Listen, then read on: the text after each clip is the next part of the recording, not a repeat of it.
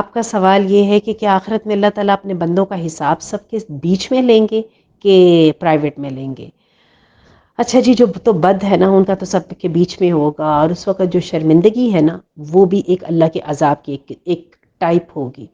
جس میں ایک انسان کا دل کرے گا کہ اللہ میرے ساتھ جو مرضی کرے لیکن مجھے دنیا کے سامنے رسوا نہ کر۔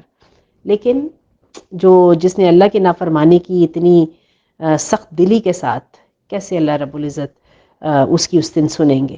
اور دوسری بات یہ ہے کہ لیکن کچھ لوگ ایسے ہوں گے جن کا اللہ تعالیٰ جو ہے الگ الگ حساب لیں گے، اور وہ اللہ کے پیارے ہوں گے۔ ان میں سے ایک حدیث النجوہ ہے، اللہ ایک بندے سے کو بلائیں گے اور اس کے ساتھ آڑ کر کے اس سے چپ کے پوچھتے جائیں گے تو نے یہ کیا تھا نا، یہ کیا تھا نا، یہ کیا تھا نا،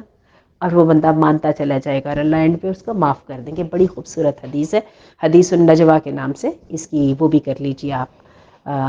میں بلکہ اس کا لنک شیئر کر دیتی ہوں اگر مجھے انشاءاللہ مل گیا تو۔ ادروائز یہ ہے اگین بات جا کے ساری وہی ہے، جو اللہ کا پیارا ہے اس کے ساتھ اللہ کے رعایتیں بھی ہیں، نرمیاں بھی ہیں، مسکراہٹ بھی ہے، اور جو اللہ کا نافرمان ہے بس اس کے ایک طرح سے تعلق ٹوٹ گئے نا۔ وَتَقَطَّعَتْ بِهِمُ الْأَسْبَابُ، اللہ قرآن مجید میں کہتے ہیں کہ رشتے ٹوٹ جائیں گے۔